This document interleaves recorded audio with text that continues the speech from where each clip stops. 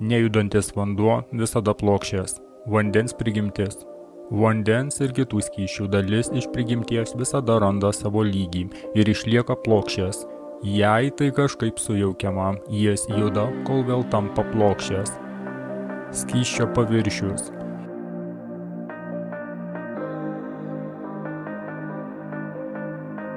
Jei užtvenktas vanduo yra paleidžiamas, visų skysčių prigimtis yra greitai išsilieti, pasirinkti paprasčiausią kryptį ir ten rasti savo lygį. Nejudančio skysčio viršutinis paviršius yra horizontali plokštuma. Jei dalis paviršiaus būtų aukščiau nei likusi, tos dalelės esančios po ją darytų aplinkinėms dalelėms didesnį spaudimą nei gautų iš jų. Taigi, tarp šių dalelių vyktų judėjimas ir tęstųsi tol, kol viršutinėme lygyje nieko nebeliktų. Tai yra, kol visos skysčio masės viršutinis paviršius netaps horizontalus. V. Linton. Pirmieji gamtos filosofijos principai.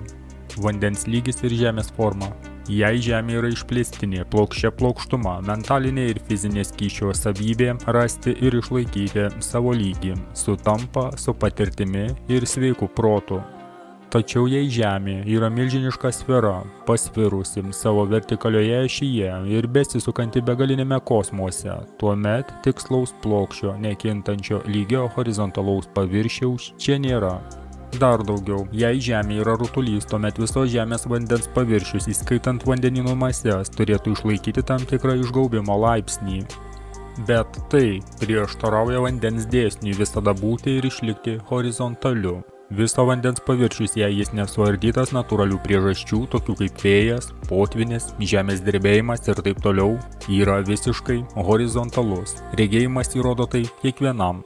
Ar gali taip vadinamas mokslininkas, kuris moko, jog žemė lekia besisukdama, paimti masę skysto vandens, apsukti jį aplink ir padaryti apvaliu?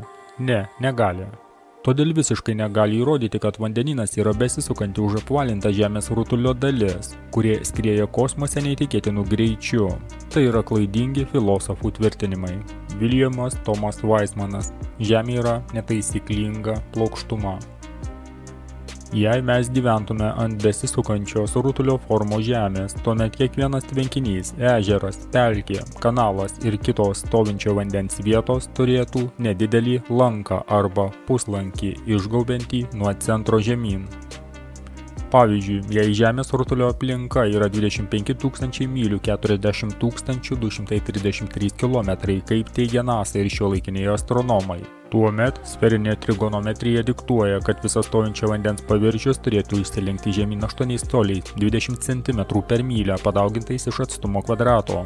Tai reiškia, kad per 9,7 km stovinčio vandens kanalą žemė turėtų nusileisti 1,83 m kiekviename gale nuo centrinio iškilimo. Nuo centro iki galo atstumas yra 4,82 km. Esant tokiam 3 mylių atstumui turėtų būti 6 pėdų arba 1,83 m išlinkimas. Esant 6 mylių atstumui išlinkimas turėtų būti 24 pėdos, tai yra 7,32 metro skaičiuojant nuo centro. Tiesos mokslo interesais ir šiuolaikinio astronominio klaidingo mokslo žalai toks eksperimentas buvo atliktas.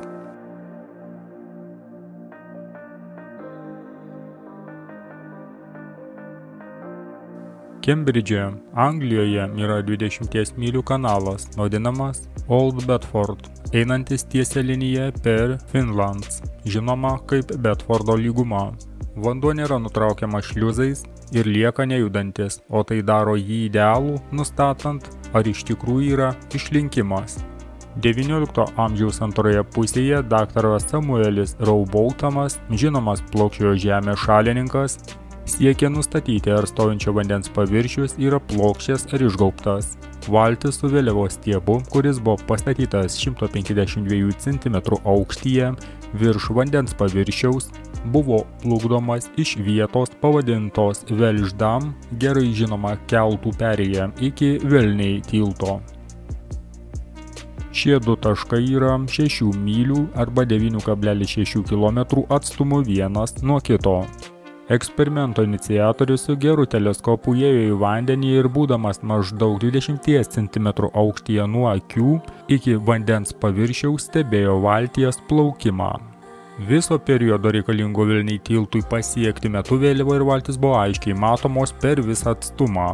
Čia negali būti klaidos, nustatant nuplauktą atstumą, nes žmogus plaukiantis valtyje buvo instruktuotas pakelti vieną irklą prie tilto arkos viršaus tą akimirką, kai jis pasieks tiltą. Eksperimentas prasidėjo apie 15 val. Vasarą ir saulė ryškiai švietė už valties arba priešais ją visą atstumo įveikimo laiką. Visos būtinos sąlygos buvo įvykdytos ir rezultatas buvo labai tikslus ir patenkinamas.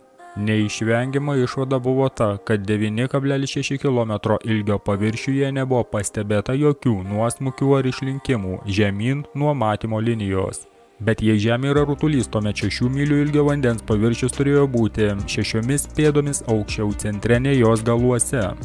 Iš šio eksperimento seka, kad stovinčio vandens paviršius nėra išgaubtas ir todėl Žemė nėra rutulys. Atvirkščiai, šis paprastas eksperimentas visiškai rodo, kad vandens paviršius yra lygiagretus matymo linijai ir todėl horizontalus ir kad Žemė gali būti ne kas kita, o plokštuma.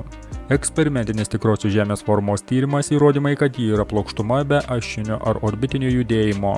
Daktaras Samuelis Raubotamas. Žemė nėra rutulys. Antrojo eksperimento metu daktaras Raubotamas pastatė 7 vėliavėlės iš ilgai vandens krašto, 1 mylios atstumu viena nuo kitos ir 5 pėdų aukštyje virš paviršiaus. Šalia paskutinės jis taip pat pastatė ilgesnį stiebą 244 cm, ant kurio buvo pritvirtinta 3 pėdų 90 cm aukščio lentelė, kad jos apatinė dalis būtų viename lygyje su kitų vėliavėlių viršumi. Tada jis pastatė teleskopą 1,5 metro aukštyje už pirmosios vėliavėlės ir pradėjo savo stebėjimus. Jei Žemė būtų rutulys, kurio apimtis 25 000 mylių, tuomet kiekviena kita vėliavėlė turėtų nusileisti tam tikru atstumu žemiau už ankstesnę. Pirmoji ir antroji vėliavėlės tiesiog būtų matymo linijoje, trečioji vėliavėlė turėtų būti 8 coliais žemiau už antrąją, ketvirtoji vėliavėlė 39 coliais žemiau, penktoji 6 pėdomis, šeštoji 10 pėdų ir 8 coliais, o septintoji vėliavėlė turėtų būti 16 pėdų ir 8 coliais žemiau matymo linijos. Net jei Žemė būtų 100 000 mylių rutulys, išmatuojamas dydis vis dar būtų akivaizdus šiame eksperimente. Bet iš tikrųjų nei vieno colio išlinkimo nebuvo rasta. Visos vėliavėlės buvo idealiai vienoje linijoje, kaip ir turėtų būti plokščiame paviršiuje. Jei Žemė būtų apvali, turėtų būti įvykdytos pirmiau minėtos sąlygos, bet kadangi jos negali būti patvirtintos, tai mokymas turi būti vadinamas tik paprasta teorija, kuri neturi jokių pagrindų. Tai tik gryna paklydusio genijaus išmonė, kuri yra nuostabi savo sudėtingumu ir pagrįsta gamtos reiškiniais, bet vis dėlto matematinis ir loginis būtinumas verčia atskleisti tai kaip absoliučią netiesą. Daktaras Samuelis Raubotamas.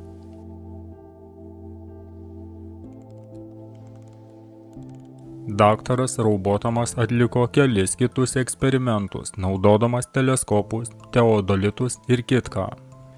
Specialius labai tikslius instrumentus, kam pamatuoti horizontaliame ir vertikaliame paviršiuje, pastatęs juos vienodame aukštyje ir nukreipęs kiekvieną į kitą, jis vėl ir vėl įrodė, kad Žemė yra idealiai plokščia daugeliu mylių, be jokio colio išlinkimo.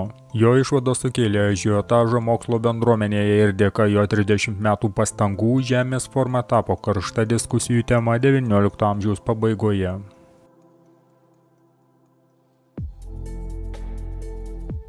Vanduo plokščias ar ne, buvo kartą paklausta astronomų. Praktikoje taip, teorijoje ne. Buvo atsakymas. Dabar, kai teorija nesutampa su praktika, geriausia, ką galima padaryti, yra atmesti teoriją. Norint atmesti teoriją, kuri teigia, kad stojantis vanduo turi išlenktą paviršių, reikia pripažinti faktus. Kiekvieną kartą buvo atliekami eksperimentai ant stovinčio vandens paviršiaus. Buvo nustatyta, kad vandens paviršius yra plokščias. Jei Žemė būtų rutulys, visos stovinčio vandens paviršius būtų išgaubtas. Tai eksperimentiškai įrodo, kad Žemė nėra rutulys. William Carpenter, 100 įrodymų, kad Žemė nėra rutulys. Kadangi kiekvienas atskiras vandens telkinys turi turėti horizontalų paviršių ir nė viena jos dalis nėra aukštesnė už kitą, ir matant, kad visi vandenynai išskyrus kelias jūros sausumos viduje yra sujungti tarpusavyje, iš to seka, kad jie visi faktiškai turi vieną ir tą patį lygį. Angliška mechanika 1896 birželio 26. Astronomai sako, kad stebuklingas gravitacijos magnetizmas laiko visus pasaulio vandenynus prilipusius prie Žemės rutulio. Jie sako, kadangi Žemė yra tokia didžiulė, šios masės jėga sukuria stebuklingą jėgą galinčią laikyti žmones, vandenynus ir atmosferą glaudžiai prispaustus prie besisukančio rutulio apačios. Tačiau dėja jie negali pateikti praktinio pavyzdžio to mažesniu masteliu. Pavyzdžiui, besisukantis šlapęs teniso kamuoliukas suteikia visiškai priešingą efektą nei tas, kurie esą suteikia Žemės rutulys. Bet koks vanduo užpiltas ant kamuoliuko tiesiog nuteka šonais, o jei jį sukti, vanduo lekia visomis 360 laipsnių kryptimis, panašiai kaip šuo nusipurto po maudynių. Astronomai pripažįsta, kad pavyzdys su šlapiu teniso kamuoliuku suteikia priešingą efektą nei tas, kuris numanomas Žemės rutulio atveju, tačiau tvirtina, kad esą kažkokiai nežinomai masiai stebuklingos sujungiančios gravitacijos savybės taiga leidžia besisukančiam šlapiam teniso kamuoliukui Žemėj išlaikyti kiekvieną gravitacijai paklūstantį vandens lašą prilipusi prie jos paviršiaus. Vėlgi, jų teorija prieštarauja visiems praktiniams faktams, bet tai tęsiasi jau 500 metų, tad kodėlgi dabar sustoti? Jei Žemė būtų rutulys besisukantis ir įsiutusiai lekiantis per erdvę 100 mylių per 5 sekundės greičiu, jūrų ir vandenynų vandenys jokiais įstatymais negalėtų išsilaikyti ant paviršiaus. Tvirtinimas, kad jie galėtų išsilaikyti šiomis aplinkybėmis, yra įžeidimas žmogaus protui ir pasitikėjimui.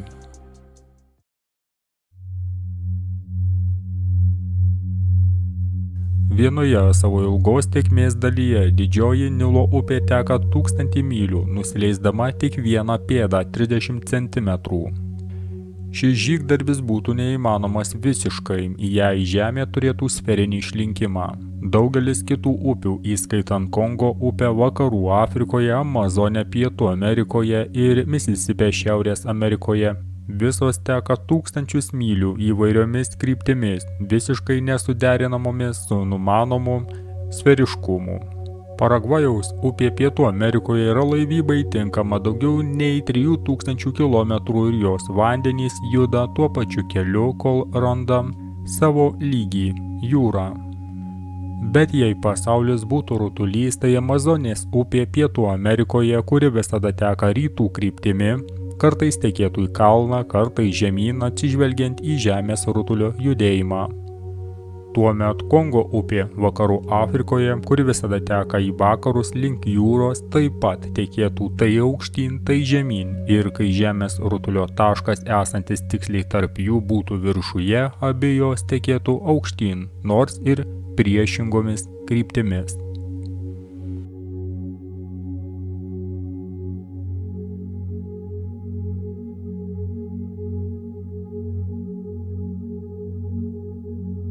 Mes žinome iš praktinio eksperimento, kad vanduo visada randa savo lygį ir jokių būdų negali išlikti jokioje kitoje padėtyje, nei kad lygus, plokščias arba horizontalus, kad ir koks terminas būtų naudojamas šiai idėjai išreikšti. Todėl visiškai neįmanoma, kad upės galėtų tekėti taip, kaip jos turėtų tekėti, jei būtų ant rutulio. Tomas Winship, tirianti kosmogoniją. Ar kas nors yra girdėjęs apie upę, kuri bet kurioje savo tėkmės dalyje tekėtų aukštyn? Taip, tai būtų būtina, jei Žemė būtų rutulys. Upėms tokioms kaip Misisipė, kuri teka iš šiaurės į pietus, link pusiaujo pagal šiuolaikinę astronominę teoriją reikėtų tekėti aukštyn, nes Žemė ties pusiauju yra labiau išgaubta arba kitaip tariant aukštesnė nei bet kurioje kitoje dalyje. Tokiu būdu Misisipės upė savo ilgoje tėkmėje ilgesnėje nei 4828 km turėtų pakilti 11 mylių 17 km ir 700 metrų prieš pasiekdama Meksikos įlanką. David Whitlow Scott, Terra Firma. Yra upių, kurios teka į rytus, vakarus, šiaurę ir pietus, tai yra upės teka visomis kryptimis Žemės paviršiumi vienu ir tuo pačiu metu. Jei Žemė būtų rutulys, tai kai kurios iš jų tekėtų į kalną, o kito žemyn, turint omenyje, ką iš tikrųjų reiškia aukštyn ir žemyn gamtoje, nepriklausomai nuo to, kokią formą jos įgyja. Bet kadangi upės neteka į kalną, kaip sferos teorija to reikalauja, tai įrodo, kad Žemė nėra rutulys. William Carpenter. 100 įrodymų, kad Žemė nėra rutulys.